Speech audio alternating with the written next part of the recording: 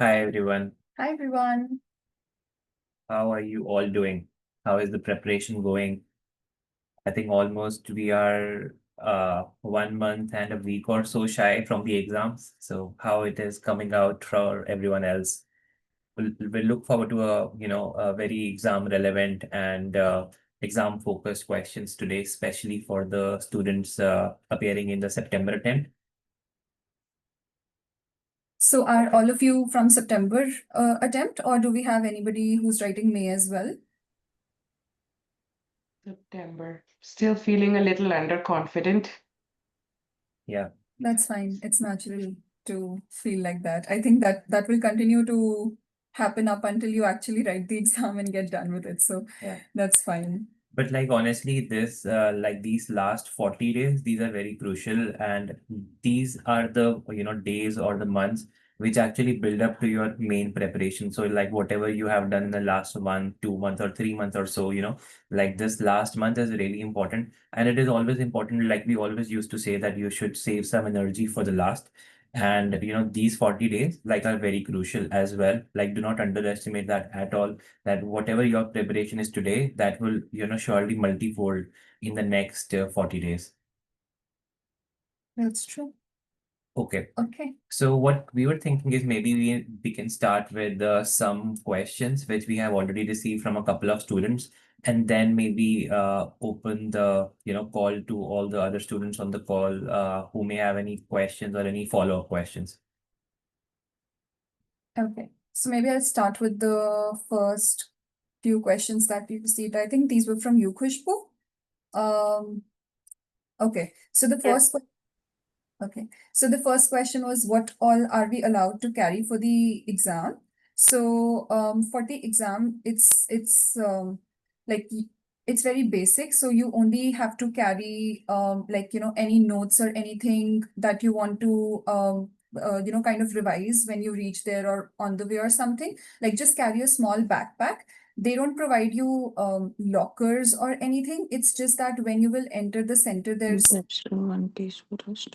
they'll just have a few like tables laid down and everybody would be keeping their belongings there. So even your cell phones, you can carry your cell phones because you need it. Your notes, you Yeah. must carry a water bottle for the exam because like 4 and 5 hour exams can get really long, and even like a sip of water in between can really help. Carry a water bottle for sure.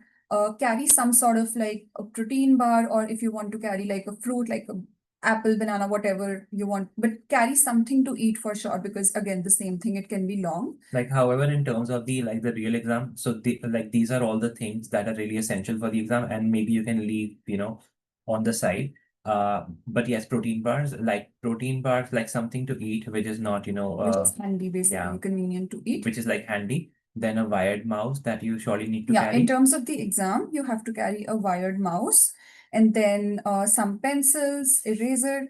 They don't allow a sharpener, but then you can carry a couple of pencils with you. If you want, you can carry a highlighter as well, right? Yeah. You can You do a can. highlighter if you're used to kind of, because you will get for those of you who don't know, the exam, like the case when you receive that in the exam, it's in printed format, right? So you will have a printed case that you will receive. So you can use your pencils to make markings or to make your outline. You can use a highlighter, Yeah. however you like are used to doing it. Yeah. Right. So like that is all that you can carry. What Yeah. else? Do you remember anything Yeah. So else? you cannot carry any pens in terms of the calculators. You are supposed to I think they provide you the Yeah, they calculators provide on scientific the slide. calculators. Yeah, if you need Yeah. them. But better than that is that you Yeah. just use Excel. So Excel. just like, even if you're practicing cases right now, Yeah. get used to, doing the calcs of PV, NPV, whatever on Everything on Excel. Excel. Yeah. Yeah. So, but they do provide scientific calculators. And when you get closer to the exams, you may have some more, very basic or, irrelevant questions which you feel are irrelevant. So you can drop that in the group, and Yeah. we can surely answer that. Yeah, you should definitely ask that. But yeah, I think that is That is pretty like much it. wireless And like mouse is all the these most things, important thing, because like you would need that for sure. Yeah. Right? Because like the alt tab function, it does not work on those laptops that they provide you for exam. Yeah. So for example, when you are, writing your case response in Word file, and then you have to switch over to Excel to do some calculations, or Nausea to refer to something, you can't do alt tab. You have to like manually, minimize one tab and go to the other tab, so that like it wastes time. So Yeah. that is why we recommend that you do like everybody says that you should carry a wired mouse. And in fact, you should start practicing for a wired mouse today as well. And Yeah. all of these things you should carry in a clear bag when you go Yeah. to the exam. In a clear bag, yeah, so that they can see all the contents of it. And then one piece of ID, that is very important as well, so that they can kind of verify your name. So driving That is license all. or health card, whatever. Yeah. Okay, so that's about the things that you can carry. The second question was, are there two screens available at the exam center? No. It's just, they just. In fact, no screen at all. It is just one laptop that you will be provided. Nothing. So even today, again, the same thing, that you should start practicing only in one laptop. Just in case if you're using two screens, you can use that just for review purposes when you are, debriefing your exam, but not when you are attempting, so that, you do not get into a habit of doing that. Yeah, and just like use your laptop to write cases. Yeah. So that it will really help, like little things, but they really help. Yeah. Then the third thing is, when do we find out about our exam center? I think you receive an email a few weeks back. Yeah. Yeah, Khushbu, no screens. It's just like one laptop. Yeah. But that's it. No screens at all. Yeah. And Yeah. exam center a couple of weeks I think it is a before. couple of weeks before that you will receive an email, and yeah, it is normally, the place that you have chosen. For us, it was Toronto back in our days. So, and then you cannot guess the exam center. There are a couple of exam center, but you cannot guess which one it would be. So, Yeah, because for Ravneet and I, we filled the exam like at the same form time. together, but even then, like our centers were different. So, Yeah. but you'll get to know about that a few weeks ago. And then you're asking, where can I see my selected CFE case? I can't find it when I log into my CPA portal. I'm not sure I about think that. this you have to select your case when you are, When you when you registered registering. for the exam, you would have selected You it, would have selected. but I'm not sure where you can like see it on the portal. Does per anyone se. on the call maybe want to answer Khushbu's question here as to I where she. think there is a confirmation email which comes from CPA Ontario. So if you can check that email, that provides the case and the elective which we have selected. Okay, Thanks. yeah, maybe in the email it's mentioned. I'll check it. Thanks. Maybe you can search with Medola or something, Khushbu, so that it is easier to Okay. find. Yeah. Yeah. Okay, and the last question, which is like the biggest question, is how to prep for day one. Like, so we understand that, anywhere that you look out and whenever you are kind of preparing, it's always about day two, day three, technicals, case writing, Yeah. CPA structure, all of that, but nobody talks about day one. And like we've kind of been thinking about it as well. So we just like recently decided that what we'll do, like starting this attempt, is that we will conduct like a day one session. Sort of a day one mock session or a strategy session. Like we won't, specifically go through Medola or Anuzu, but we would discuss a past year case and, tell you the right strategies as to, where you should be focusing on, where you can save time, what your day one structure should look like, consider a situational analysis, how many pros, cons should be there, how you should be doing your overall conclusion and your independent conclusions for each of the AOs as well. So, those sort of things, and like how to find the hidden AO. So, these would be our, main pointers. Yeah, so that's what we've decided, that we want to kind of go through like a little excerpt from a past year day one case from the very start to end, like starting from even like how to do your outline or how to read it, like very basic. Yeah. So we are planning to do that session sometime later this week, maybe Thursday. That's one thing. So you will receive email about that as well. Like for those students who are Yeah. registered with us. But it's a conscious decision that like we wanted to keep it because this is the first time that we're doing it. So if you are a student who's gotten either our capsule course or and case marking, whatever, like either of that, Yeah. then you will be able to attend that session. But yeah, it's planned for sometime this week. We're thinking of Thursday, but we'll confirm the timelines. Ideally today, yeah. Yeah, ideally today or tomorrow you will receive something in your email. Yeah. So I think Khushbu, that I know that you are with us. So like that will answer even the questions that you don't have as of Yeah. yet, because like day one is something that students don't even start preparing beforehand, Yeah. right? Like because everybody's focusing on day 2 and day 3. So I think now is the time, or mid-August will be the Yeah. time when people will actually start looking at day 1, Yeah. which is fine, which is fine. not a problem at all. Yeah. But yeah, we wanted to give you that guidance as to what or how you should approach that day as well. So yeah. So nothing to worry as of now. Yeah. So I will the session be like after 5 p.m. EST? Yeah. After 5 Yeah. p.m. That would be for sure. fine. Yeah. Okay. Maybe And will it be recorded as well? Don't think so. Like currently, like we are planning that to be a live session, so we want live attendance in that one. But maybe like we'll see, depending Yeah. on if we receive a lot of requests from people that they're not able to make it, because we'll try to keep it at a time that works for basically the West Coast and like Toronto time as well. But let's see Let's see how it goes. yeah, how it goes. Maybe if people are not able to make it at that time, then we might consider recording it. Yeah, like because I'm in Mountain Time Zone, so I can do before like 7 p.m. EST. That's manageable. Yeah. Mhm. Yeah, I think that should be around 9. Yeah. Yeah. Yeah. Okay. Okay. Okay, so that was all your questions, Khushbu. Okay. Moving on to the other ones that we have. Yeah, so I had a specific question. I just finished writing the day two case and feel exhausted and stuff.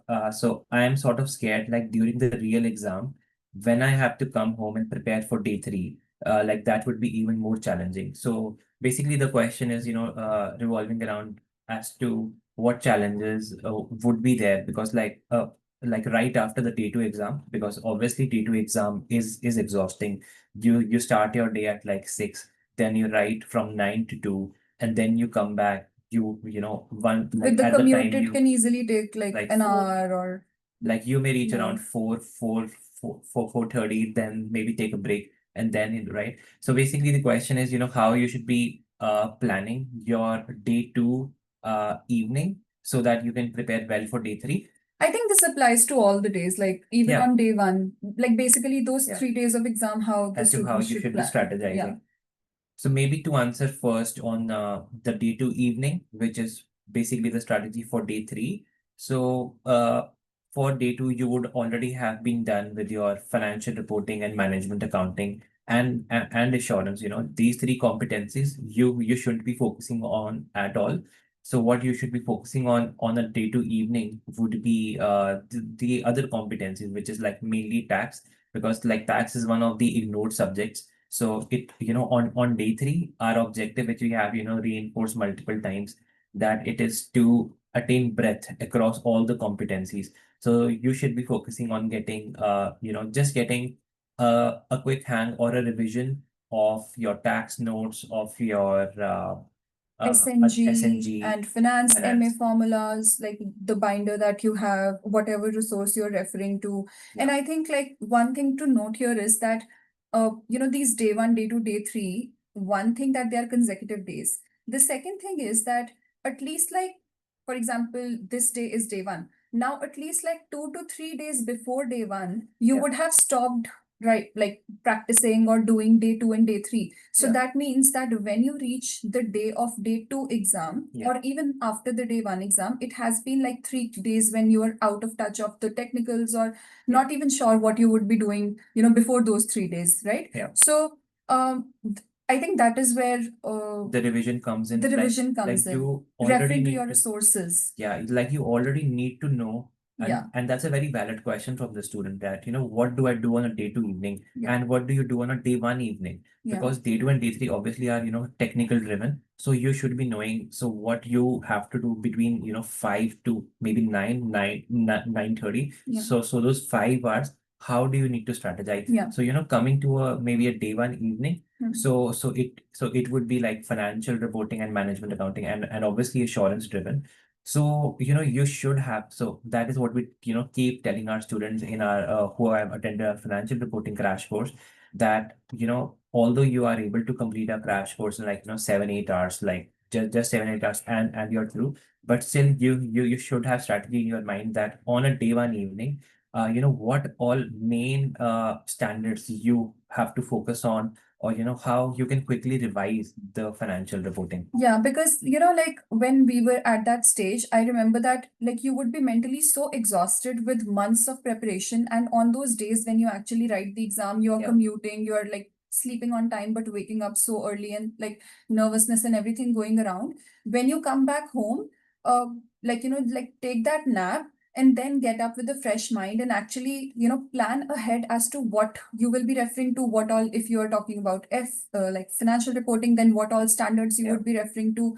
For those who have our notes, they would already know that a quick revision is very much possible for everything. Maybe say 2.5 hours for Yeah. like financial reporting, But 2.5, 3 hours. but plan that ahead, because like with me, what happened on Yeah. like when we came back from day two, and I had my day three next day, I was so exhausted that I just like I was telling Ravneet that I don't want to revise anything, and I'm just like I'm just fine, like I'll Yeah. just go and do the exam. I think I remember everything, so I'll just go. And then he kind of forced me to revise everything, and then we ended up revising. But then like this is what will happen with you as well, that you will be so tired, exhausted. Yeah. But if you already know that, okay, these are the few, notes that I have to go through and that's about it, Yeah. it will really help you make that last push. Yeah. But like, trust us, just, plan that ahead.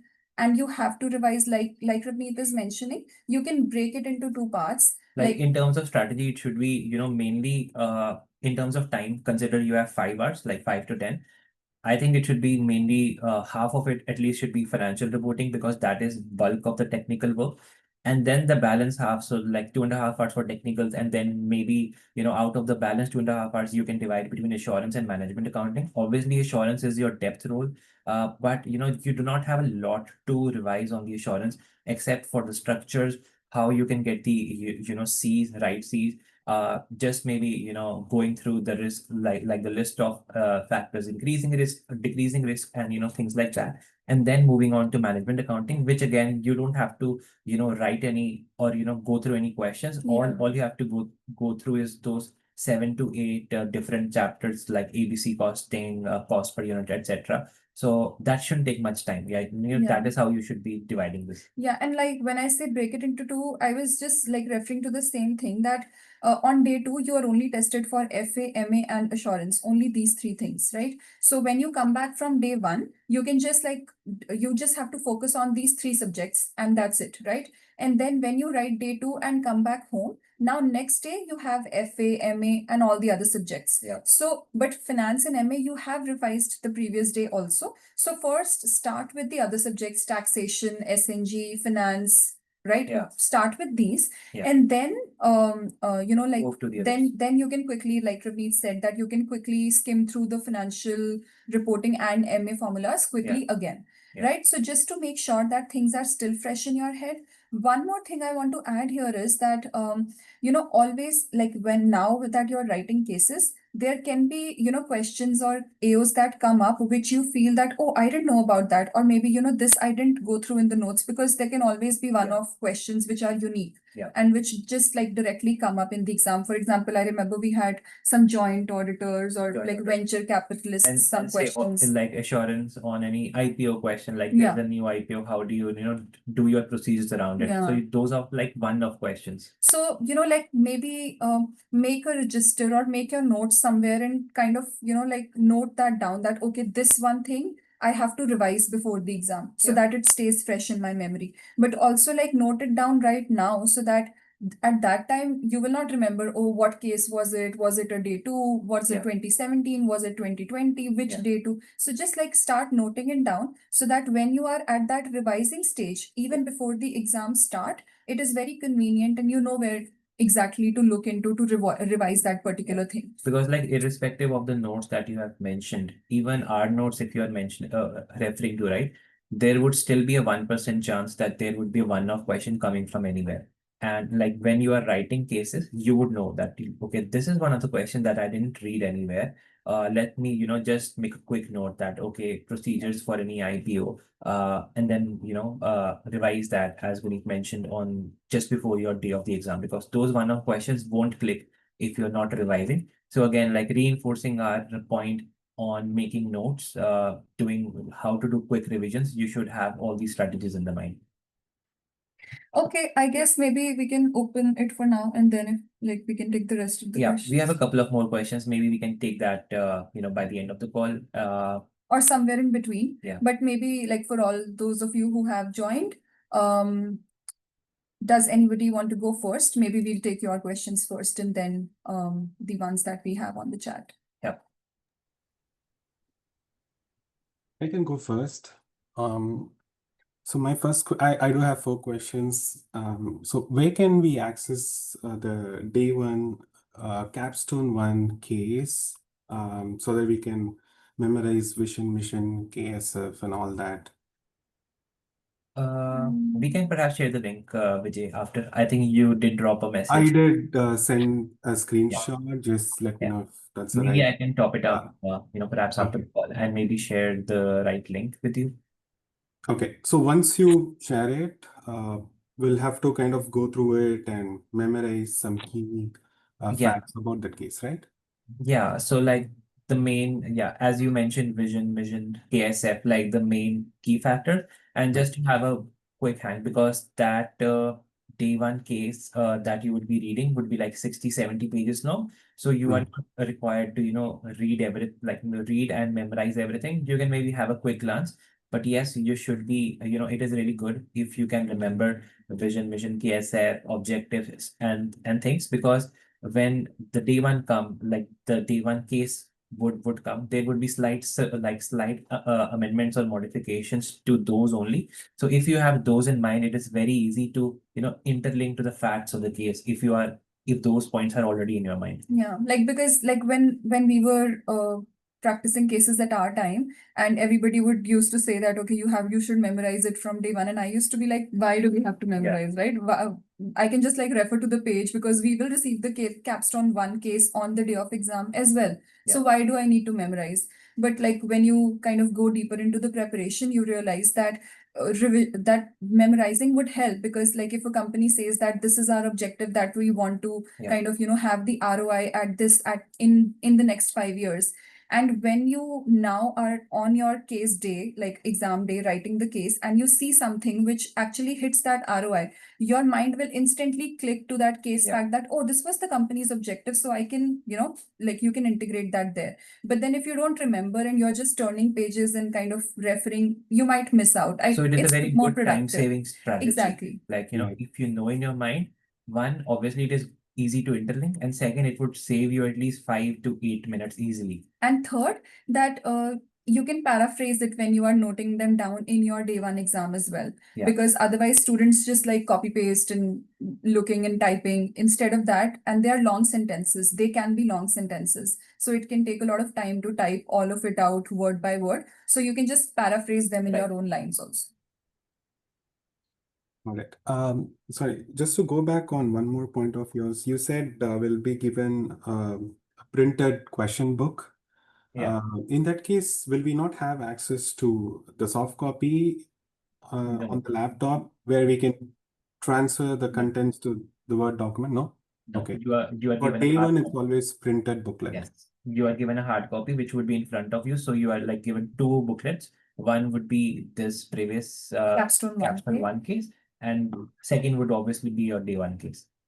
And everybody, please note that all the cases you receive in the exam day 1, day 2, day 3 are all printed copies. you don't receive a soft copy. Yeah. But there's one little caveat that in day two or day two, basically there's like financials given in the question, right? Balance sheet, income statement. So sometimes those things, the Excel file that they give you where you have to add your exhibits, there they already have one tab where they have given you those Excel like the tables Like basically tables, from the yes, exam. tables So from- that so that you can copy paste that if you need.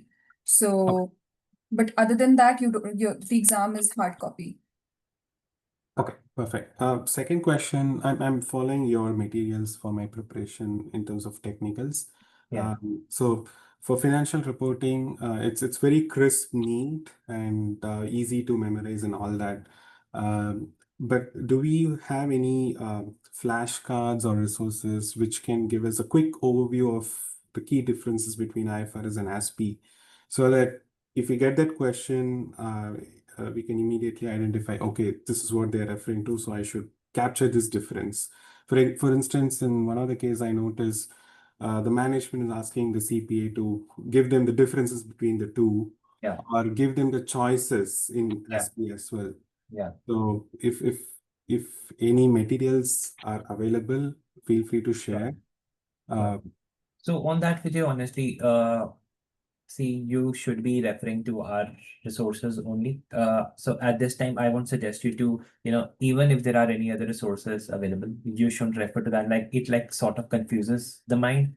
Right. Yes, that's a fair point. The question that you mentioned that, the management asked differences between ASPE and IFRS. Again, like this is one of those one-off questions, and I think that came in September 23 attempt.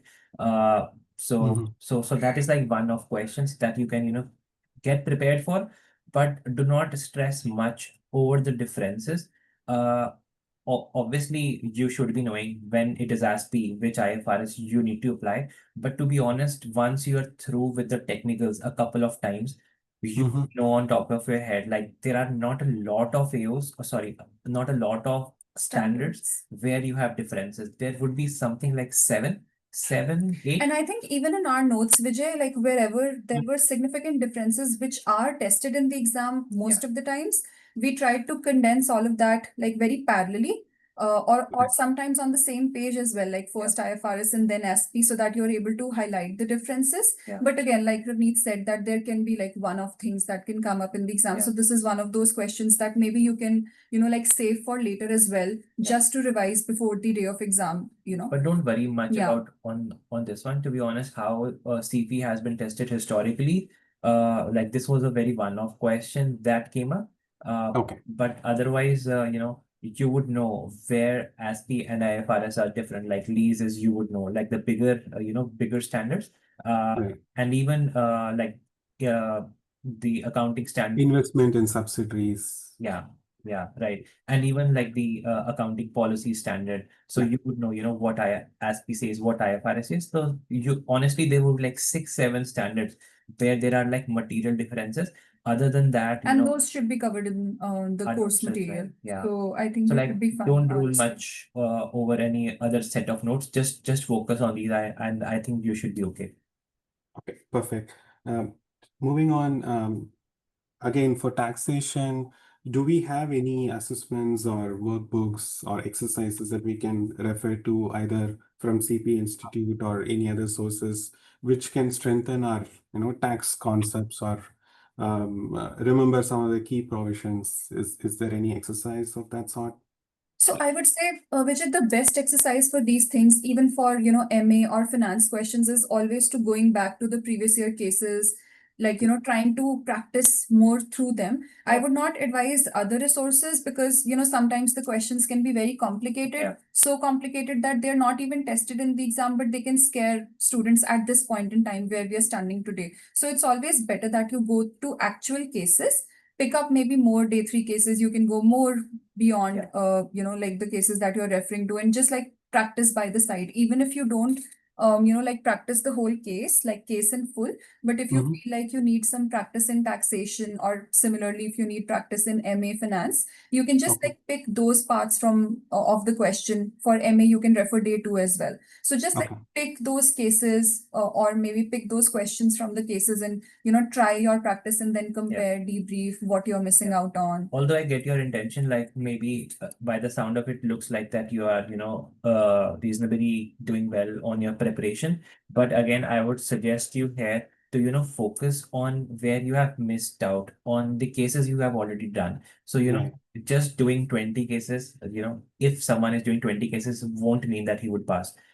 But debriefing those 10 cases that Like you the have already quality, done. basically Yeah. quality over Like maybe quantity. go through, one thing that we suggest time and again, like whatever cases you are doing, see for improvements for yourself, whether technically or otherwise, where you failed on, where you could have done better, Better. So consider you have done 12 to 13 cases already.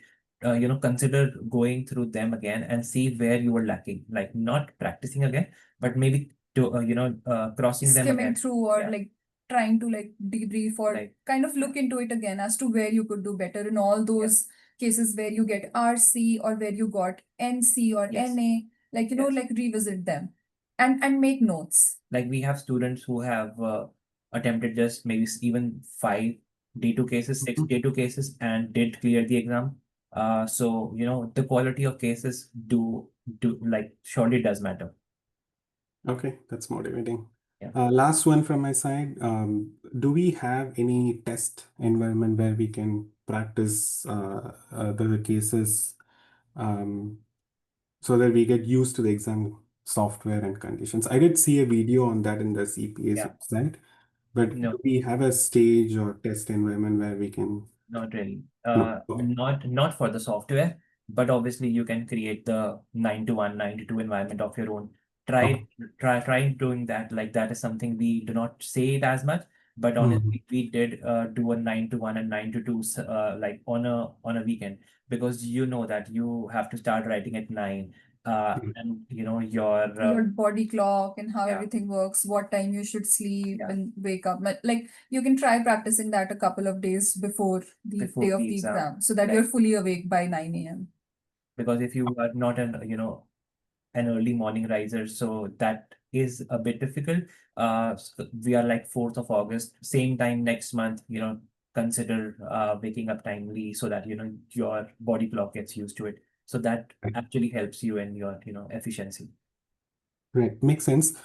Just going back to the previous question, day one, day two, day three, how should we plan and all that? I was just recollecting my CA days where we used to have 8-day exam window, Yeah. but we used to have 1 day gap, right, between Yeah. the 8 days. That's So that was good actually. Yeah, that was very good. Okay. Okay. That's it from my side. Thank you for patiently answering all my questions. No No problem. problem. Pushpa, you had raised a hand. Do you still have a question, or can we move on? I forgot what the question was. I'll come back to it. Yeah. Okay, okay. All right. Do we have anybody else who wants to go next?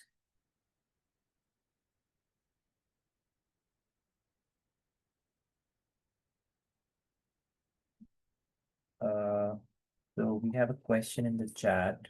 For practicing past exam cases, till which past years one should practice it?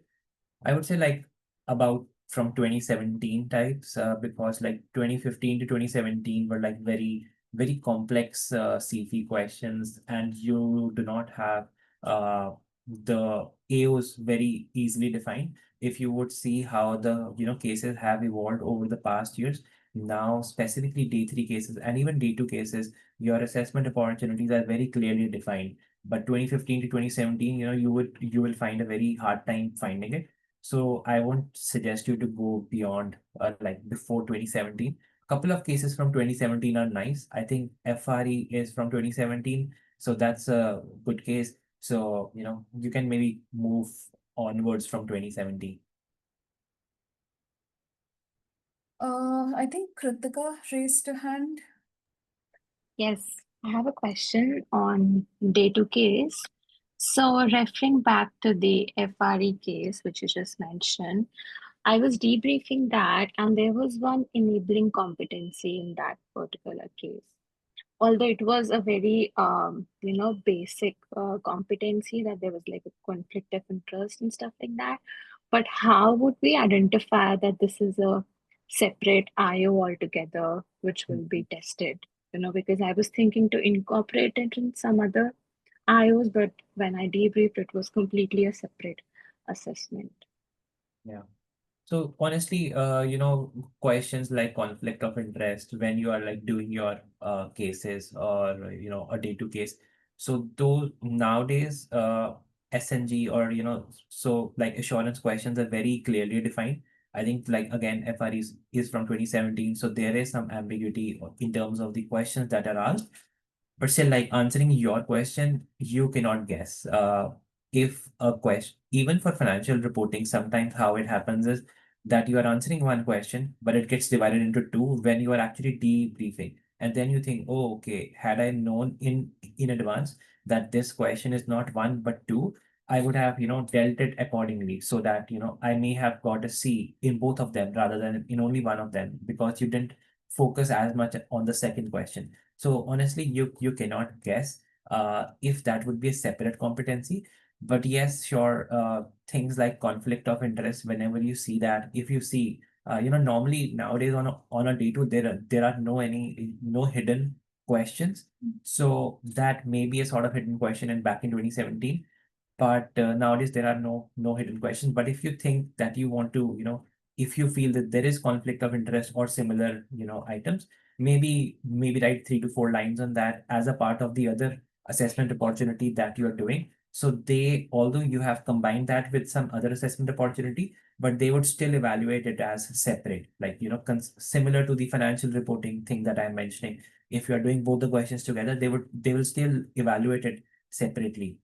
Yeah, but like just one thing to look out for is that because like I think we received this question from a couple of our students from the case marking batch, where I think in one case they did end up maybe missing or confusing like one AO as two AOs as one. So like this is what we mentioned to them as well, that like you can't, like Ramit said, that you can't know. The only thing that you can look out for is that is it something which has a couple of case facts given to it, or does it feel like by reading the case that they want you to Answer pay that. attention to that fact and do something about it? Like the case will tell you if it's a separate AO, the case will tell you that there will be some case facts, there might be a question, even if not direct, maybe an indirect question. Maybe they'll just like put that as a passing question, like, like a single sentence reference, but that's about it. So just like, read the case carefully so that you are able to figure out. But like Ramit said, that even if you don't, and even if you just like add it as a part of some other AO, they will still evaluate it. So you don't, because nobody has access to the key or the feedback guide, right? So you only have to go whatever your understanding is. Right. So you don't have to think that, oh, would this be a separate AO in the FG? Then what will happen? What will Right. I do? So you just like go by your understanding. Don't stress over, what the feedback guide could be like or things like that. So I think, just be on a lookout that way and read the case carefully. And honestly, Kritika, once you do a couple of more day two questions, you will know that, okay, how day two is structured is 6 questions, which would be FR and MA, and then 7 questions would be assurance. Yeah. And this is one thing which maybe going back to Vijay's question earlier in the call, how your mind should be there when you are heading towards your day two exam. So like just before the day two, you should be focusing in your mind, okay, like I have done the revision, how my day two tomorrow looks like. First question, like first 6 questions could be FRMA related. Then the balance 7 questions would seven or I like could be 8, but more or less 7 questions would be assurance driven. Out of that assurance, one could be potentially, one would be on procedures, one could potentially be a risk question, things like that. With time, once you attempt a couple of more day two questions or cases, you would have a feel of it. And then, these questions, which are like hidden AO questions, that won't bother you much. Yeah, but then like this is why we say that CFE is very much about strategy, and strategy is very important. So like this is what we mean when we say strategy, that like taking a step back, a few days before the exam and actually analyzing what is happening. Like Yeah. Ravneet said that, like we did the same. Like 6 questions from FAMA, we know that there have to be 6 questions. So the remaining 7 will be assurance. So what all is in assurance? WIR, procedures, maybe there will always be procedure questions. There will always be a WIR. Special report. There will always be maybe a special report, right? And there will most probably there's like always a risk question, Yeah. right? So like these are 4. So now you know that there's only 3 questions. That can be anything, Yeah. right? But you have to practice for them. But then the 4 that you know that have like more than 90% probability of coming, you will practice more and more cases and be Yeah. strong on them and get a strong grip on that. Yeah. So that is what we mean when we say strategy, that Yeah. this is what you should know beforehand, that okay, Yeah. this is what I'm expecting Yeah. to see, and then this is how I'm preparing for it. Because imagine you already know, that these questions would be coming in the exam. Like you are going with that mindset, and then whenever you see those questions, you would be automatically confident that okay, these 4 questions should be out of the way. I just need to take some time to deal with the other three questions as well. Okay. Right. Makes sense. Thank you. No problem. Yes, Shankar. Yeah. I think you're still muted, Shankar.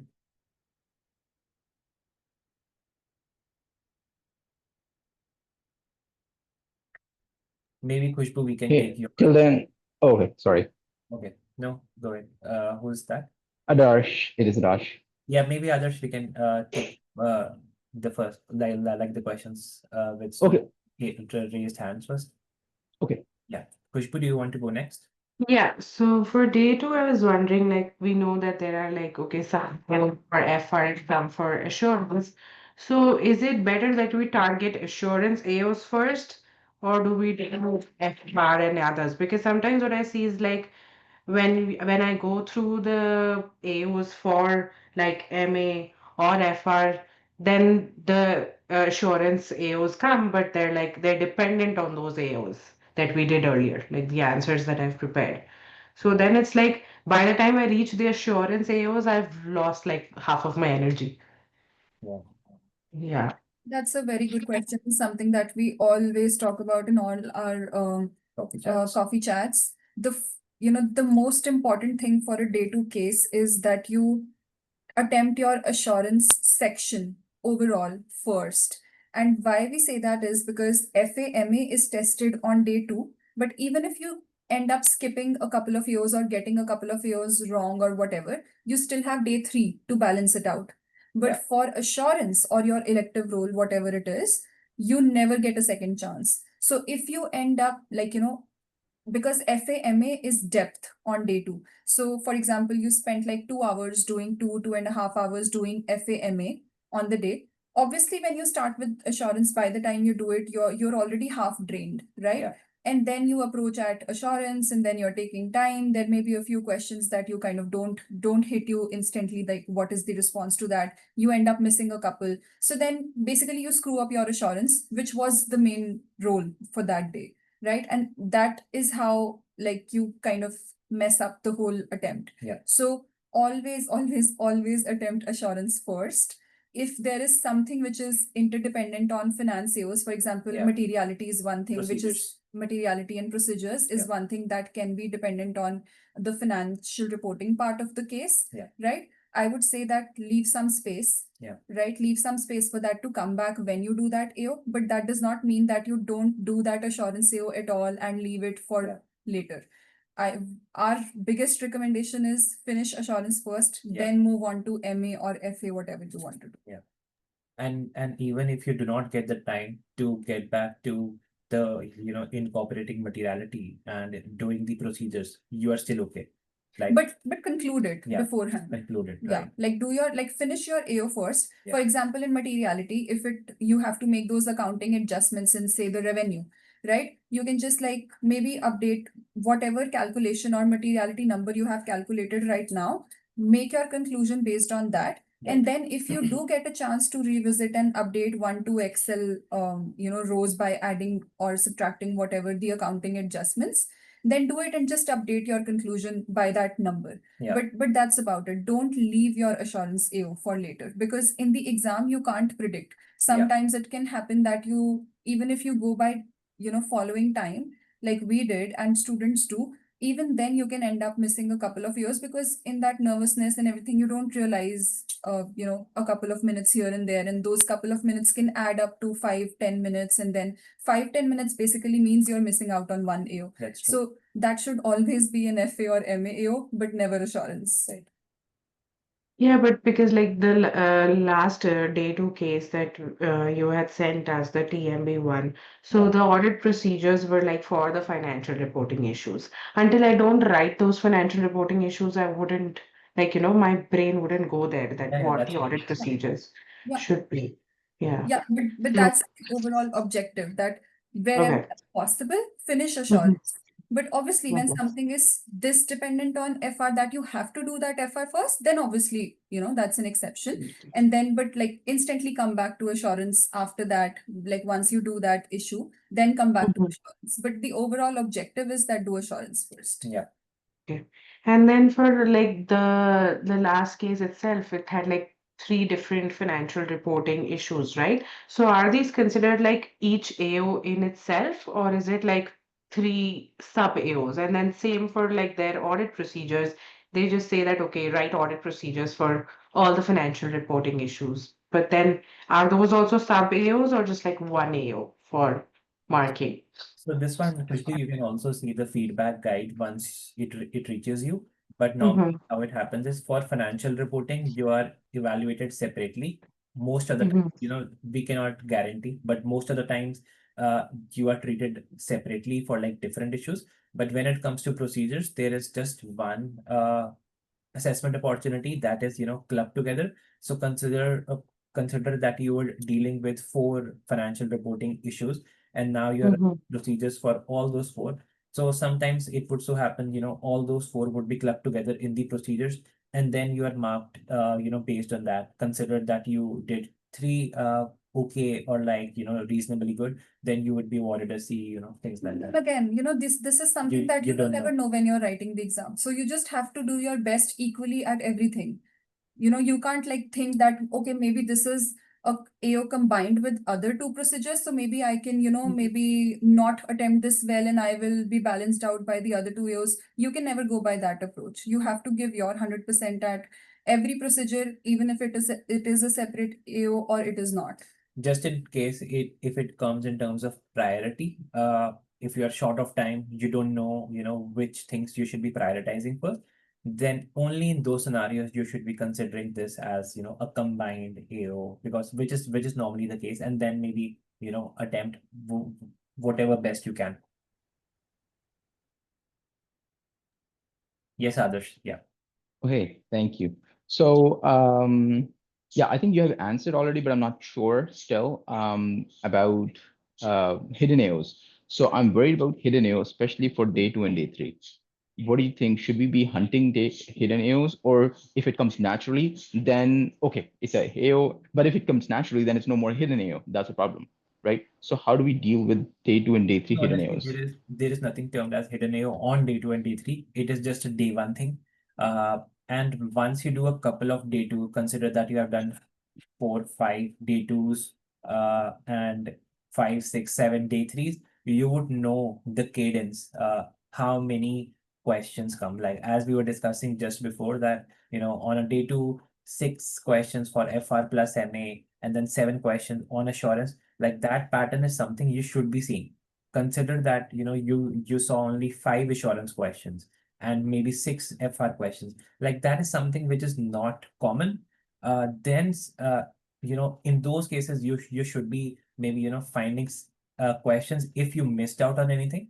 But normally it should be very straightforward, to be honest. Once you write a couple of cases, you would know the cadence, like 6 plus 7 on day 2, and then generally 6 questions on a day 3, but could be 7, could be 5. Like day 3s Per case. are like plus, yeah, per case, like plus and minus, because obviously Exactly. the time duration of each case is also plus and minus. There are 90 minutes cases, and then there are 70 minutes cases, right? So, Mhm. but yet, even on a 75-minute case, you can expect 7 years. Like you can never guess on day 3, but generally it is 5 to 7, but generally 6, but you never know. Yeah, average 6 and then 5 to 7. Okay, so what you're saying is there's no usually hidden AOs as much in day 2 and day 3, and I don't have to worry about it. For example, something that's just not standing out, then I shouldn't be just making something up Yeah. just because, oh, I wanted to find the hidden AO. So Exactly. don't worry about hidden AOs for day 2 and day 3 especially. Yeah. Oh, And again, like there could be a case that one question may be broken into 2,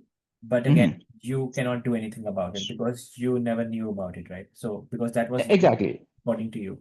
Exactly. If there's one question, there's 2 parts, then definitely I always mention about it because I know that this is a requirement. So it's not a hidden or anything. So Yeah. it's a stated thing. Okay. No, makes sense, I think. And then yeah, I think day 2, as you said, I do the same thing.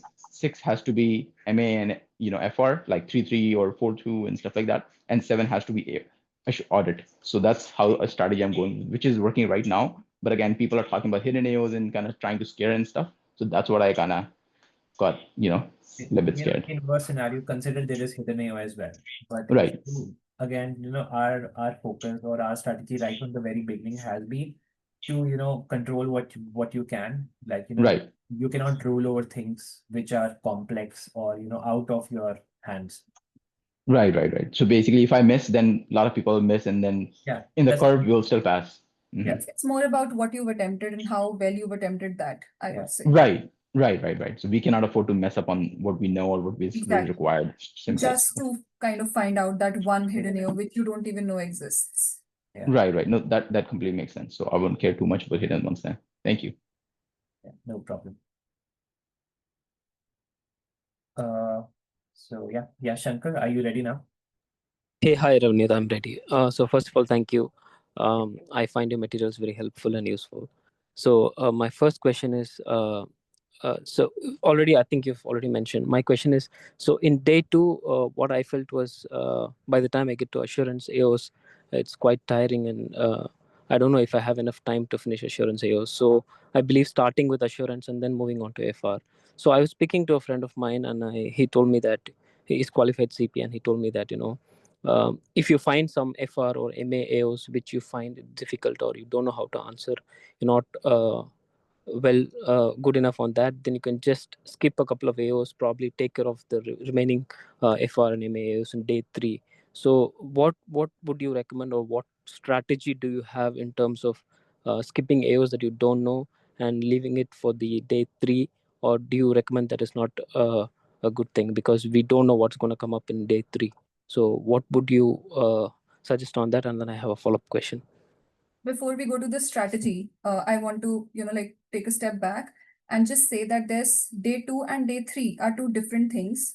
Even though we say that, you have FAMA on day 2 and also on day 3, we in no means intend to say, even like for the others, we in no means intend to say that it is okay for you to miss AOF or like FA or MA on day 2 and instead you can do it on day 3. The reason I am saying that now is because the parameters on which they assess your exam on day 2 and day 3 is entirely different. In day 2, they require you to have depth in your AOs. So if you fail to show depth in either FA or MA on day 2, then you don't even if you do everything on day 3, you don't pass, because depth in FA, MA assurance on day 2 is very important. Now, what do we mean by depth? Depth is basically when you're like depth would come from the questions that are asked and the way they are asked on day 2 itself, because you will notice, for those of you who have attempted both a couple of cases for both day 2 and day 3, you would already know the difference that in day 2, normally even the FA questions are very depth in like detailed questions. They kind of, the gap analysis that they require is very detailed. It is very long. The way that they require case integration is kind of very detailed, right? It's like that case in itself is very detail oriented, and the same is the expectation from the student. Day 3, the questions are from FA, there is MA, there is other subjects, but all of that is very simple. You would feel that in financial reporting in both day 2 and day 3 that there is a fundamental difference in the way the questions are asked, and the depth which is required to answer them. For for financial reporting, for example, in day 3 the question can be as simple as something like a non-monetary transaction, or something like an intangible, does this asset qualify as an intangible asset or not. It is as simple as PP&E, and where you only give the definition and the recognition criteria and you're done with the question. Like, it is as simple as that. But then in day 2 you will never receive small questions like this. It will always be detailed, there will always be complexities in the question. So never ever think that you can miss a couple of AOs on day 2 and you can make up for them in day 3, because the the parameters are completely different.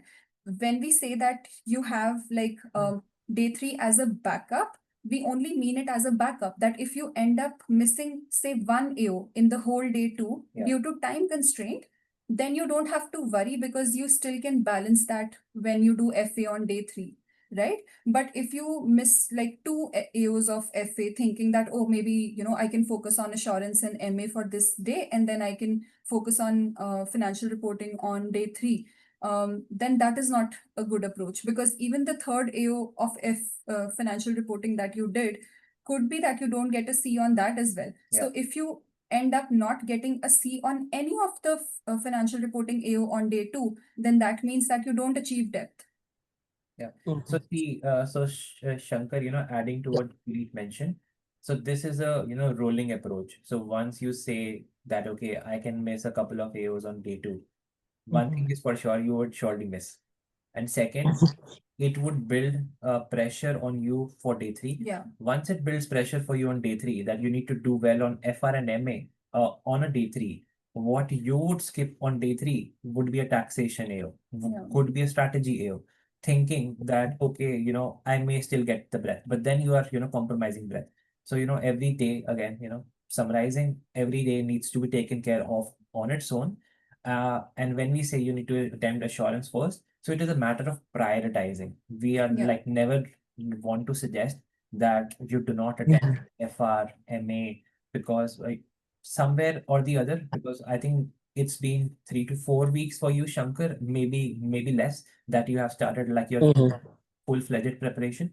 You still have another, 5 weeks to go, like more than 5 weeks. So you have time. Try to do your time management a bit better. See where you are missing out on. Like, we already know where you are missing out on. You are, maybe spending 50 minutes on financial reporting. Because if you would spend 40 minutes on financial reporting, there is no way that you would be able to, complete the entire exam. So try, noting down the time of each of the AOs that you're doing, where you are spending extra time. Maybe you're spending extra time on reading. So you need to do better time management rather than thinking of, okay, how and which one should I skip now? Exactly. So this question was purely for time constraints. So that's what I was thinking about. Yeah. And my follow-up question is, about this breadth and depth thing. So in day 2, you say they are going to test the depth in the concepts, and in day 3, the depth and breadth, correct?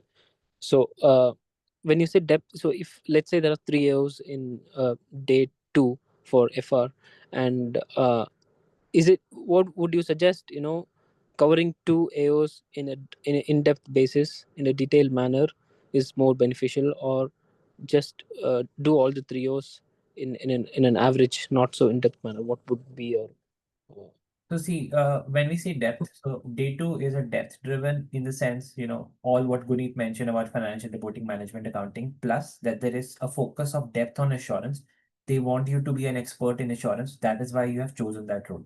That is mainly what we mean by depth. When you come to day 3 is a depth, breadth driven. When we say breadth, it is not breadth of a specific competency, breadth of all competencies. Consider breadth in a way that, you have to be a jack of all trades. You should be knowing most of the CPA competencies, whatever there are. and not just leaving, there was a student who just, one of our students who just left tax all alone on a day three thinking that he would pass. But he actually proved to the, examiner that he didn't know tax. So, coming back to your question as to how day two and day three compare in terms of financial reporting, more or less, both of them are the same in terms of the response that you need to give. The only thing which Vineet has already mentioned is, day two would by default would be a more grueling and a more in-depth question itself that you have to answer in an in-depth fashion. And day three would be a more succinct and a very like relatively shorter question. But if you ask me in terms of this, structure you need to follow, you have that CPS structure way with you already that we shared with you, right? So you need to follow IGAP, you need to follow the conclusion. So everything what is required, in terms of structuring, you have to spend that time, which is why out of a day three case, or one of the cases, maximum time goes to financial reporting because you have to follow the structure correctly. So, and like one of the things which like, we always mention, though, to show more depth on a day two, on your question for financial reporting, it is if you would copy paste the technicals from Notia, not for all the questions, but at least for questions which you think, it saves time so that you can focus more time in uh, interlinking with the facts of the case so that you can prove to the examiner, because your depth is not shown from the way you just mention your technicals or copy paste your technicals, but in the way you interlink your technicals. So it is good that you can copy paste your technicals from Notia, especially on a day two. On day three, you may not get that much time. So do that on a day two, interlink with facts of the case as much as you can, so that you can prove that depth that okay, I know from where I'm picking the technicals, and I'm interlinking to the facts of the case. But just like in summary to your question, Got it. Shankar, that your objective right now when you're practicing should be that you have to achieve this depth in all the three AOs of FA on day two. That is what your objective should be, that you have to attempt all the questions on day two to your best, basically. Because what happens is that, for example, say if like, right now that you're thinking that I give my best to all three, but then it can happen on the day of the case that maybe one question out of those three, maybe you didn't do as well, or maybe because of time you couldn't do it well, and then you only got an RC in there, right? So you will still have that buffer. But if you already go with this in your mind that I will, do one not so good, but then I'll focus on the other two, you will definitely end up missing one or two AOs, because like I'm telling that it always happens on the day of the exam that even if you plan to attempt every question on that day, you can still end up missing one or two AOs because things happen, right? Like Yeah. during my exam, I had to take, and I've said this in the coffee chat a couple of times before also, that I had to take a restroom break. So even when I was going by like minute by minute, everything on time, even then, like I ended up missing one AO, on my exam because I had to take that break, right? So like there can be Yeah. unplanned things, and you can take a couple of 1-2 minutes here and there on every AO, and it all adds up, right? It can all add up to like 10 minutes in total, which means that you miss one AO. So you can't go with that plan beforehand that, okay, I will miss one AO. You should go with the plan that you have to attempt everything. And then if you end up missing one AO, then it should be okay. Understood. And Understood. there Got it. could be a case that That's that your question on of consider management accounting on a day two was easier than a question on day three, because it actually happened in September 23 attempt. Like the people generally do not give as much weightage to management accounting, consider it as just like plus minus. But yes, like on September 23 attempt, like the MA questions were relatively technical, like on a technical side, or maybe which would require more application of mind On day two, right? on day two. So on day two, MA was like relatively difficult. Like people thinking that okay, MA maybe consider three questions, whatever questions come, I would do well. But you didn't. And then on a day three, then you have to rely on day three. So you're relying on day three only because You prepared for day two, it didn't come across well, and now you are relying on day three. But if you are going with that strategy, already relying on day three, then the question on day three may be difficult, right? So you never know. That's a very risky gamble. Yeah, understand. Yeah, that's really helpful. Thank you, Ravneet and Guneet. Thank you very much. Any other questions? Yes, Adarsh. Sorry, a quick question again. I think it's important for all. So for the management accounting, as you said, it is really hard to do. Doesn't matter it's in day two, day three, because you have to really critically think. You can't prepare well about how the question will portray, and then how well you have to basically which tool you have to use. That's always the hard part for me and for everyone, I think. So now what happens is in day two, my strategy is usually, oh, I would focus on pros and cons because that you can do well for sure. Like that is no brainer too much, right? But quantitative is always hard. So just do quant, use as much variable as you can in like 10 minutes, say, and then do whatever it comes out to be, do the conclusion fast, and then focus on pro and con. And same thing on day three, management only, because quant will take time. So just do whatever using all the variables or the most variables you can and make the conclusion, then focus on your qual for the management accounting. Does that strategy work, you think, or no? Without spending too much time on quant and then focusing on qualitative so that you get at least partial AO for the qualitative very good. At least see on that. Like in the like I would say that you should go balanced unless it is a question where you don't know quants at all and you still like barely do whatever you could understand. Like it again, it's a backup approach that you can follow if you end up in a situation where it's a question that you don't know anything much about, Right. right? But then if it is something that you know, and we always talk about it, that in MA you should focus on like the simpler variables Right. first in the question, so that at least you can do something in the quants, right? And then Right. you can move to the qualitative part of it. So yeah, like it's a balance, but then again, it's subjective because it depends on the question and Exactly, exactly. Yeah, you're right. Because yeah, I'm only talking about the questions which are hard ones. Of course, CM analysis, doing profitability, that's not hard. That's easier to even see in what's going on. So you can do that. But other Mhm. questions may be like hard, which you just Yeah. have no idea and stuff on. Yeah. So then I think it's this strategy would be okay. Yeah. Okay. Yes. Yeah, because Okay. then that's the best you can do, right? Right. That's what I'm thinking. Because sometimes I'm spending a lot of time trying to think and make it perfect. Not perfect, but use it wisely. But then at the same time, I'm losing a lot of time on the other things. So now Yeah. what happens is even though I put so much time on quant, even still that is wrong. Yeah. Yeah. And then lose the time on the other things too. So that's Yeah. double wrong. You know what I mean? So it's a double negative. So Exactly. that's what's Yeah. happening. Only approach should be that if you have 10 minutes for that case, like like you're spending that well if you're doing your qualitative and everything, but if still you feel that you have still like 2 minutes left, you can spend that time trying to figure out the quants whatever you can. But if not, just like simply move on, like conclude your question based on what you did and just move on. Yeah, and I think your part is good that use simple variables first rather than calculating, very hard ones and stuff like that. Yeah, I think that makes more sense. And when you're saying that you left your MA one question in day two, so what I don't understand is like it was completely left out, or you mean you just did like barely touched Yeah, no, upon it, I did kind of? something. I didn't like leave it out completely. I did like Oh, start okay, with it, and then I like noted down some things and did a calculation that I know, but I wasn't able to like okay. finish it completely, and I didn't know I, the formula part of it, so I missed a couple of things there. oh, okay, in that sense. Okay, so I'm just understanding, okay, how bad you have to be in order to get kind of missed, like completely missed. Is it still okay, or doing like very bad on the AO is okay? So I think doing very bad in the AO is I okay feel for that, one.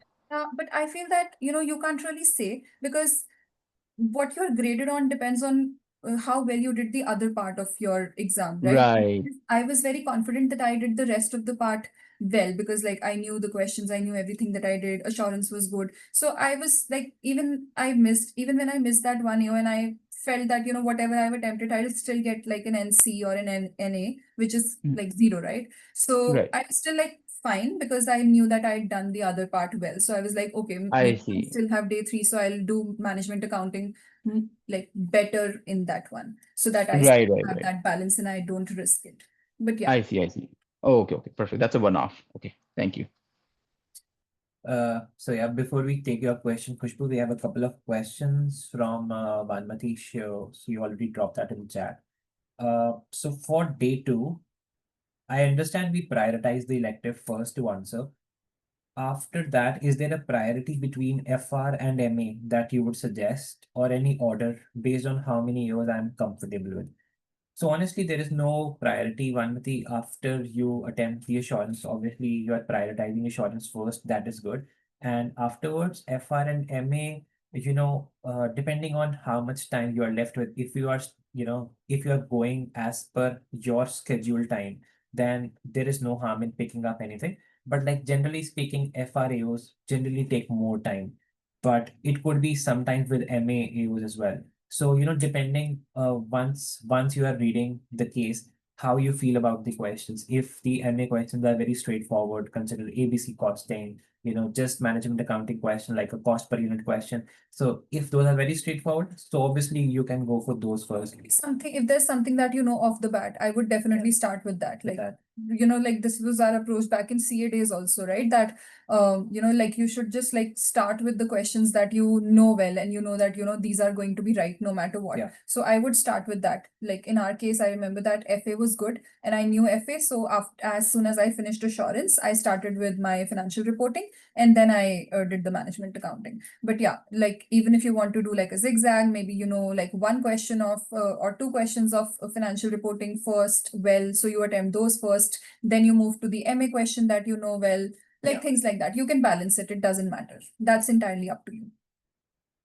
And then on your second question, so for management accounting question, so basically her question is for management accounting assessment opportunity. So should we be writing the conclusions in the Excel and then also in the Word? And similarly for financial reporting, like where should we be, actually writing the conclusions? So generally what we suggest students, if you're doing your calc in the Excel, just complete the conclusion in the Excel itself, just as a just as a standard structure, which you can follow throughout all the cases, and just give a reference to the annexure that you are referring to. Do you have any other follow-up question on this one, Bhanmati? Because I believe that this one is a relatively straightforward one.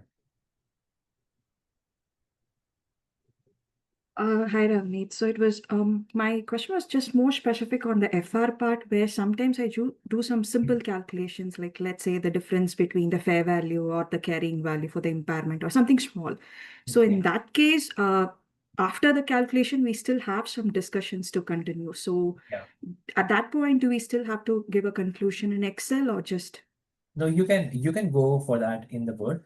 Like I understand, it is just for some brief calculation that you wanted to show to the market in the Excel.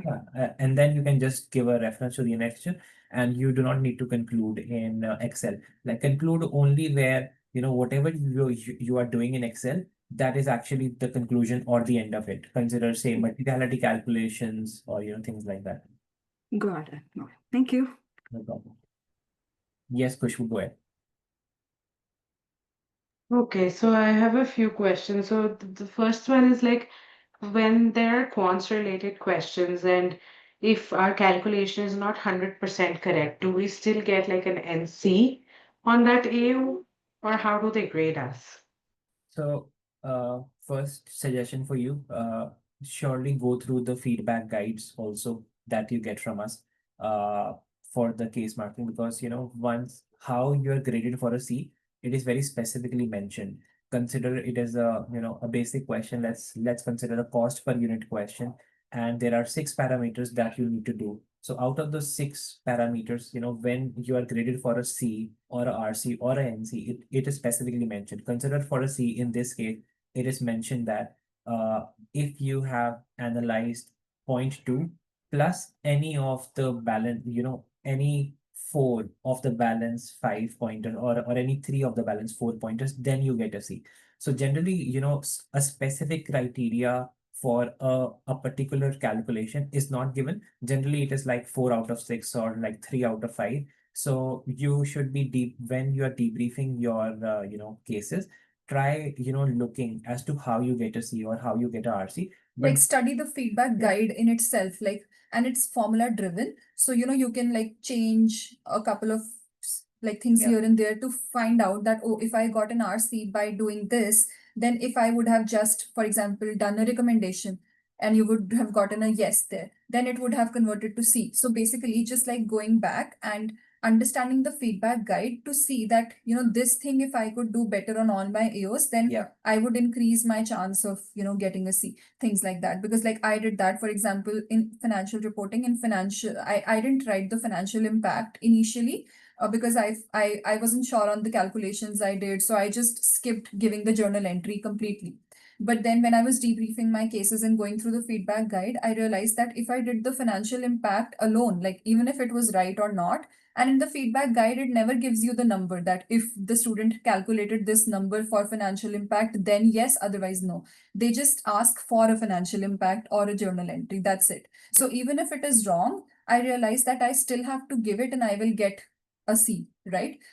Based on the calculations I did. So I started doing that. So basically, similarly, you can also look at the feedback guide at your end, trying to understand that, okay, this thing I am not doing right now, but if I start doing it, that I can, be in a better spot. But like, So try doing that. like short answer for you, where you mentioned that, if you are not doing a particular response correctly, then you are automatically awarded a NC. That is not the case. So there are particular criterias how you get a RC, how you get a C. Normally, if you are, attempting a question reasonably okay, even if it is incorrect, there is a good chance that you may get a RC, depending on, the grading criteria. So what you calculate, like even if you end up calculating it, wrong at the end, it will be fine as long as you're still like, incorporating that in your answer and trying your best to do it. Yeah.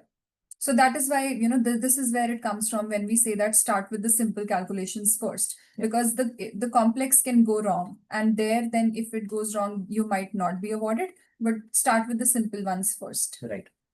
Okay. And for FR related AOs, like when I go back to your notes, then those criteria, for example, for IFRS 15, you have like noted it down in like 5 steps. But if I go to Notia, that it's like 2 pages long. Then like what is the preference? Do we write those 5 steps as per your notes or do we copy paste from Notia? Our notes. So Notes. you won't be able to, copy paste it very easily from Nausea because the 5 steps in Nausea are very spread out. So Yeah. you have to go. So, when we say on a day two, you should be copy pasting from Nausea, we don't mean like in all the cases, but consider it as an intangible question, and then you have to, reproduce that technical feasibility 6 point criteria or a 7 point criteria. That is Mhm. something that you can, directly copy paste and maybe spend more time in integrating the case fact. And at this time, when you are preparing, one thing which we always suggest is when you are debriefing the case, try looking so specifically for financial reporting use when you are debriefing, try looking in Nausea uh, whether it would have been a time saver for you had you copy pasted the same thing from Nausea, plus whether it would have been better for you in terms of integrating with the facts of the case, copy pasting say 3 paragraphs from Nausea and then just in bold analyzing your own comments or your own analysis, whether it would have been better or not. This way obviously you would get a feel of things, plus you would know in the by the time you reach the exam, what part you should actually be copy pasting and what part you should not. And you will also get to go through Nausea. So you will Yeah, already, yeah. like the next time you go to the revenue standard, because when debriefing, you went to those things. Now, when the next question comes, you would already know, okay, this is where I can find this thing in, the IFRS 15 in Nausea. Yeah. So it will help you familiarize with Nausea itself also. So, like try doing that, because like I know that like we recommend this to our students as well, that when they are debriefing and the institute response has the IFRS, like for example the Nausea paragraph numbers as well, like IFRS 15.87 whatever. So open Nausea on the side and like go to it, scroll down to it and verify, okay, this is how I have to go to that paragraph or where it comes or appears, so that you familiarize yourself simultaneously. True. Okay. And how about for assurance? Like, do we still go back and reference gas No, or nothing for like assurance.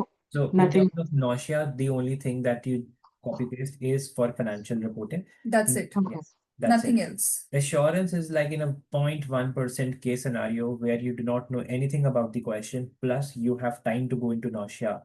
and find what you're and looking for. find, yeah. But other than that, never. Like nausea is specifically only for financial reporting. Like It is not we are categorically laid yeah, down, yeah, obviously. we are telling you So- that you only have to refer nausea for financial reporting.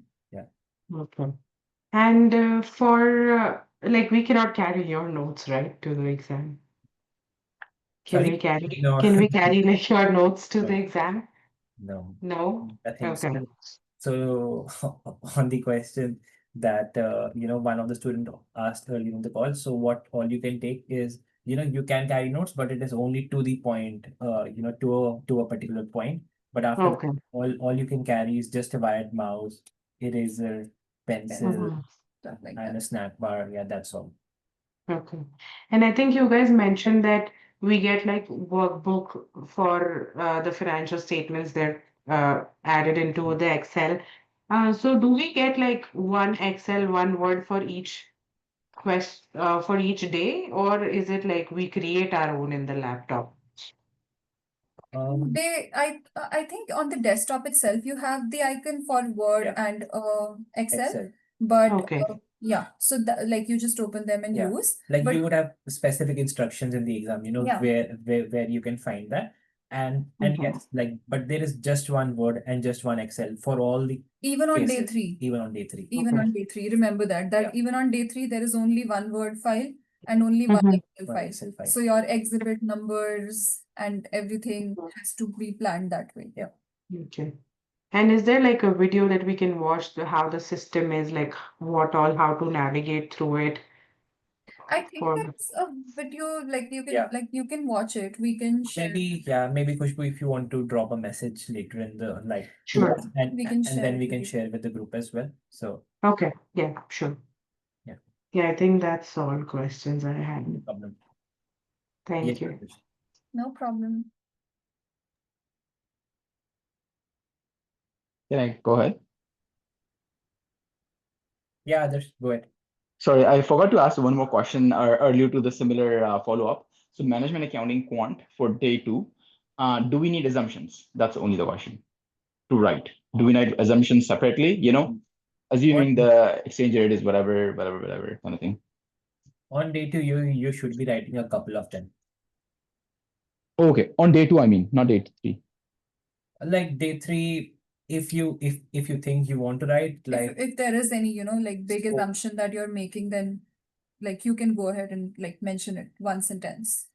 Oh, okay. I mean, in day 2, sorry, so day 2, do we need or not? Like, is it a requirement, or is it just like when we see it, we'll write it? Or is it actual requirement that you have to write assumptions? Like in day 1, you have to write assumptions, right? No matter what. So there is no structure as such, right? But when you are doing a specific calculation, which does wherein you are actually making some assumptions, right? Mhm. Like a very basic thing, where you are using number of days. So sometimes people use number of days, sometimes people use weeks, and in both the calculations, the numbers would be different. So that's a very basic assumption that you should be mentioning. Oh, okay. And then that will be on the Excel, or that will be on the Word document separately Can under be assumption. if it is can be I in both think the it's places. better on Excel, right? Because if it's an MA question, you are on Excel doing something, Right. then makes more sense that you just write it down on the Excel. Why not? Yeah. Okay. Why I'm asking is because I've seen in a lot of CPA solutions, they have separately laid out assumptions in the Word document, right? Not in the Excel thing. So that's why I was confused. Like, are we supposed to do that as well or no? There's like 5, 6 assumptions, and it's hard to kind of come up with those. That's what I meant basically. And of course, all the notes, we'll write it for sure. Like they are in the end, they are concerned with the assumptions, right? So wherever Yeah. you mention, Yeah. so it is good. And whatever Okay. comes to you, like, whatever Yeah. you believe that when you are doing a calculation, Right. if you are assuming something, you have to write it, right? That's about it. It's as simple as that. Okay, perfect. So I don't have to put too much mind towards it. It's just as soon as it comes, just put it in the Excel and done with it. That's it. Okay. Makes sense. Thank you. No No problem. problem. Do we have any other questions? Can I ask you a question? I'm Joel. Yeah. Yes. Yeah, sure. So when I tried the answering day 3 questions, for example, there was a S and OP question. The government, not ASPE, the the other one, ASNOP, right? It was about a contribution thing. Like they have a contribution, but the management decided to use it for like buying a building after like couple of years. Uh, so um, since I could not find how that to be treated in that particular standard, I used my IFRS knowledge and I answered. Will that be still be like evaluated, or will they strike off like, okay, he didn't start with the proper standard, so But in whatever he that writes? case, but in that case, what technical you would be mentioning? Consider you are mentioning as per, as per the relevant standard. This is the Yeah. technical, and then you are Yeah. integrating with the facts of the case. Then No, in I just said like, okay, this contribution should be recognized as revenue, but then they can create a reserve and use it yeah, for. so in terms of evaluation, surely you would be evaluated because nowhere you mentioned that this is IFRS, right? So I if you're think mentioning that this is as per the relevant standard or just mentioning plainly whatever the standard is, so you will be evaluated. Even in these cases, Joel, just try to follow the structure. Like still start with Yeah. issue, start with gap. When you say like issue, you already know it's simple. But like then when you move to gap, then you can, paraphrase it in your own words Yes. that, like per the standards, this contribution amount of this, or no, like in the issue, like in the Like gap, you can just like simply mention that as Yeah. per the standard, like contributions like these should be maybe like created in a reserve or things like that, and then you can integrate the case fact. Like basically just follow the structure. Yeah. Try to follow the structure in these cases, because Mhm. it's not like they'll just see and they'll say, oh, he didn't mention a standard or he didn't bring Yeah. it from the nausea, then Yeah. we're not going to mark it. Yes. It doesn't work that way. But just to improve your chances of getting a better grade, Yeah. just try to follow the structure so that at least like in the issue they're able to say, okay, yeah, he mentioned the issue. In the gap they say that, yeah, he mentioned the gap, he integrated this case fact, Yeah. he integrated this case fact, instead of just simply saying that, oh, like I don't know it, maybe I'll just mention it in one sentence that, okay, per this I believe that this contribution should be created in a reserve, and that's about it. Yeah. So maybe phrase it in a better way so that at least you get maybe RC if your answer ends up being Sure. right. That's right. No, I mean, I said it should be in a reserve, but then per the SNOP, it's just that they have to disclose that. Like, Yeah. that's the only thing. They don't need to create a reserve, I think. That's So a, see, again, it comes back to the feedback guidelines as to what is mentioned there. If it says, if the gap itself is incorrect, then the candidate won't be awarded a RC. So obviously you won't be, right? So if your technicals surely need to be correct, reference could be vague or ambiguous as well, like just as per the relevant standard. You don't need to quote the standard. But if yes, obviously the technical would be incorrect, then obviously that's a flow through. okay. And one more question. So when I practice, I took extra 45 minutes to complete all the like answering, but maybe, but over a period of like I was trying to be perfect and like all the questions. I mean, trying to know like these are the initial days of trying. So I was trying to test myself like whether I have the knowledge or not. um, so do you think the like how many um, questions should we practice to like to be able to at least Was uh, that, was that for a day two case or day three? day three? Day three. So day three, honestly, 45 minutes is a lot. That is like almost half of it.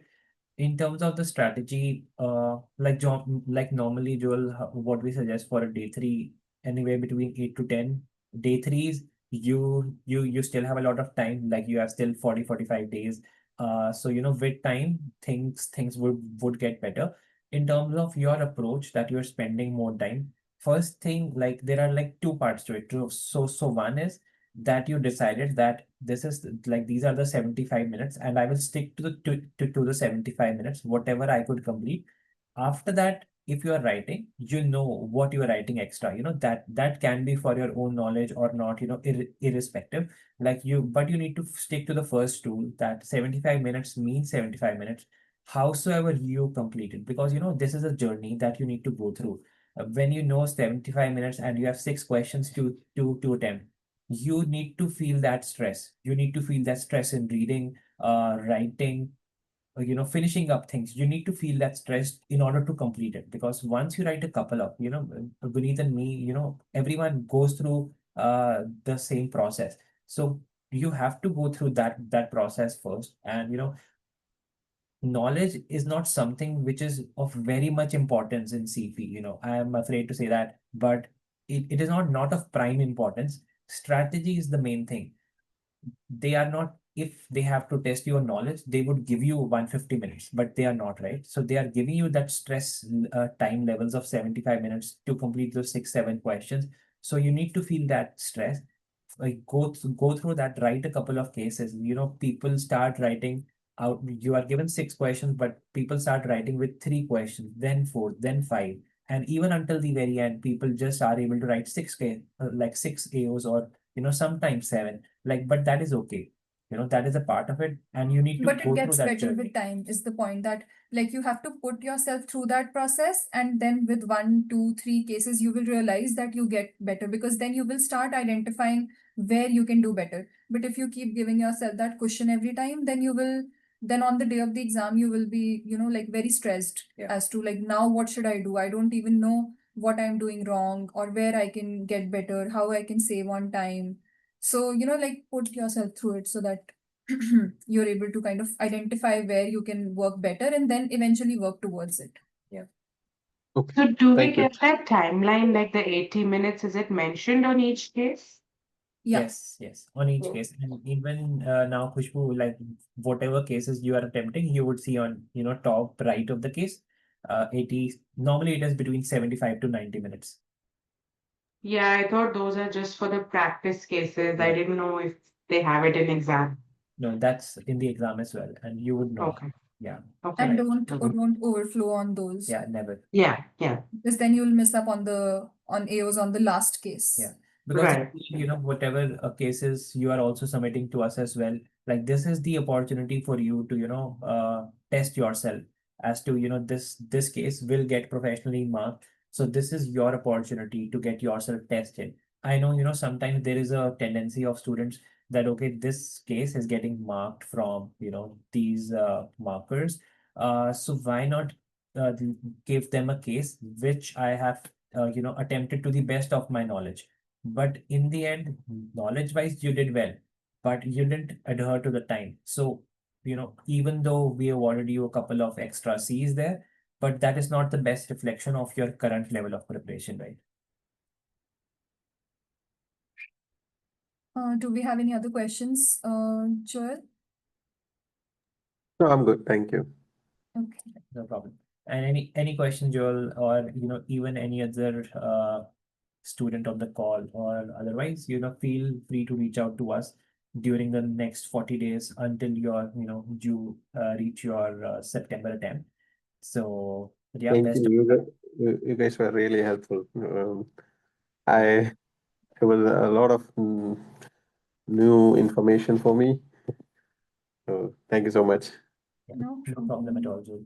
And even if you are someone who has not attended our previous coffee chats, so we have like 6 to 8 coffee chats that we have uploaded in the last year, 2 year or so. So you can give a watch that on YouTube as well, just for your own knowledge. It would be reinforcing all the things that we have told today, plus a lot more other questions. So sometimes whenever you all get a chance in the middle, in a week or so, you are facing some question on strategy or things like that, like there are many questions which other students ask, or maybe you yourself would have attended that coffee chat maybe 6 to 8 months back, but that was not of much relevance then, which it is as much as now, right? So just feel free to watch those YouTube videos. It will help your preparation a lot. Yeah, I mean, since I tried doing those cases.